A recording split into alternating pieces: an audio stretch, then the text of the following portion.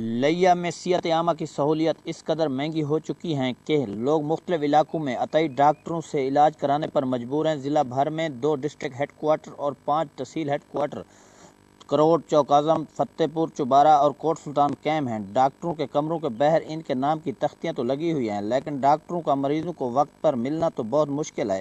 جدید ہسپتال اور جدید ایمرجنسی تو بنا دی گئی ہیں، لیکن قوم کی بدقسمتی جدید ایمرجنسی میں ڈاکٹروں کی موجودگی تو ادویات اور بات ہے، کبھی ڈسپنسر بھی نہ ملتا ہے۔ ضلع بھر میں تقریباً 10 سے زیادہ بنیادی مرکز صحت بھی موجود ہیں، جبکہ اب جدید گورنمنٹ رورل ڈسپنسری لاکھوں روپوں کی لاگت سے بنا دی گئی ہیں، جہاں پر مطلوبہ سٹاف سیاسی لٹیروں کی مداخلت کی وجہ سے ابھی تک نامکمل ہے۔ اس صورتحال کو مدنظر رکھتے ہوئے عوام اب اپنے قریبی عطائی ڈاکٹروں سے سستے اور ادھار پر علاج کروانے پر مجبور ہیں، جبکہ ابھی کسی بھی عطائی ڈاکٹر نے اپنے آپ کو پنجاب حکومت سے رجسٹرڈ بھی نہ کرایا، نہ ہی محکمہ صحت نے ابھی تک کسی بھی عطائی ڈاکٹر کو رجسٹرڈ کرانے کا طریقہ واضح کیا ہے۔